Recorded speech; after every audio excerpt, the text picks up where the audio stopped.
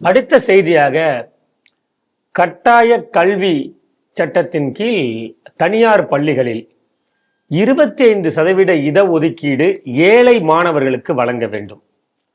அதற்கான நிதியை தமிழக அரசு இன்னும் கொடுக்கவில்லை. ஸ்கூல் இப்போ ரீஓப்பன் ஆகி ஆல்மோஸ்ட் 1 மாசம் ஆகுது.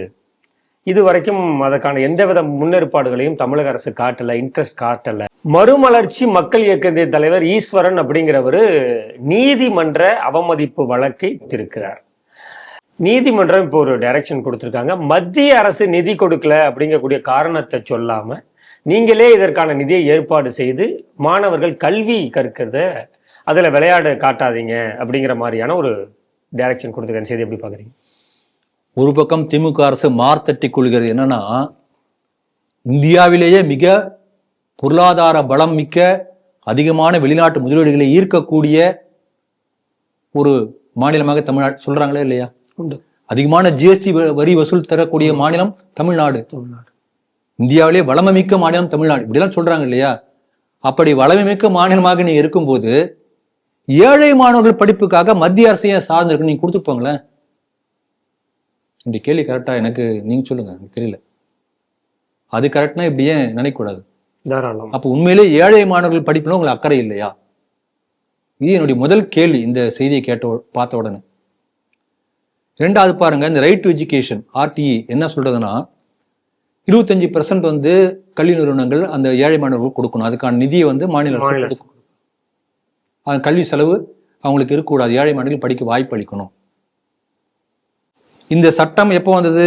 UPA அரசாங்கத்தால் கொண்டு வரப்பட்டது. கொண்டு வந்த உடனேயே இதிலிருந்து சிறுபான்மை கல்வி நிறுவனங்களுக்கு விலக்கு அளிக்க வேண்டும் என்று சொல்லி கோர்ட்ல வழக்கு தொடுக்கப்பட்டு விலக்கு அளிக்கப்பட்டு விட்டது. அப்ப நம்ம என்ன தெரிஞ்சுக்கலாம்னா, ஏழை மாணவர்களுக்கு கல்வி கற்பிக்க வேண்டிய கடமை ஹிந்து நிறுவனங்களுக்கு மட்டும்தான் இருக்கிறது. கிறிஸ்துவ முஸ்லிம் நிறுவனங்களுக்கு அந்த கடமை இல்லை.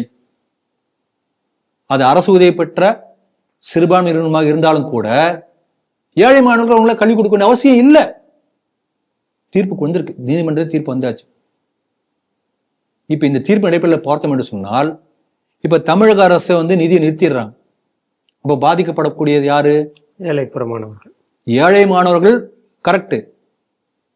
ஹிந்து கல்வி நிறுவனங்கள், சரியா நான் சொன்னது? அவர்கள் பாதிக்கப்படுவார்கள், அவங்க பாதிக்கப்படுவாங்க. அப்ப இந்த திமுக அரசு என்ன பண்ணுகிறது? ஒரே கல்ல 2 மாங்கான்னு தமிழ்ல சொல்லுவாங்க. பல மாங்கா அடிக்கிறோம் ஒரே கல்ல. புதிய கல்விக் கொள்கையை எதிர்ப்பதன் மூலமாக மோடி அரசை எதிர்க்கிறார்கள்.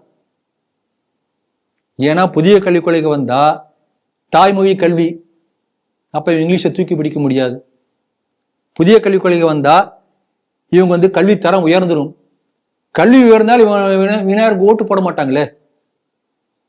அப்ப இவங்க கல்வி தரத்தை பத்தி கவலை இல்லை. ஏதாவது சொல்லி ஏழை மாணவர்களை வஞ்சிக்கிறது மோடி அரசு என்று சொல்லி திசை திருப்பதற்காக இதை பயன்படுத்திக் கொள்ள முடிகிறது. அதே சமயத்துல ஹிந்து நிறுவனங்களுக்கு இப்ப அதை சொல்லி நிறுத்தியாச்சு இல்ல, ஹிந்து நிறுவனங்கள் தான் பாதிக்கப்படும். ஹிந்து நிறுவனங்கள் பாதிக்கப்பட்டால் அதனுடைய கான்ட்ரரி யாரு? அது பல அட்வான்டேஜ் யாருக்கு போகும்? மாற்று மதத்தினர் நடத்தக்கூடிய தனியார் நிறுவனங்களுக்கு போகும். அப்ப ஒரே கல் எத்தனை மாங்கா பாருங்க. அந்த நிறுவனங்கள் வளர்ச்சி பெற்ற என்ன ஆகும்? மத மாற்றம் ஊக்குவிக்கப்படும். அப்ப ஒரே கல்லிலே பல மாங்காய்களை அடித்து நினைக்கிறது திமுக அரசு. ஆகவே ஏழை மாணவர்கள் கல்வியோடு விளையாடுவது மட்டுமல்லாமல், ஒரே கல்ல ஏழைகளுக்கு துரோகம் செய்யக்கூடிய அரசாக மட்டும் இல்லாமல் ஹிந்து விரோத அரசாகவும் இந்த திமுக அரசு செயல்பட்டு கொண்டிருக்கின்றது என்பதை இந்த ஒரு செய்தியை எடுத்து காட்டுகிறது.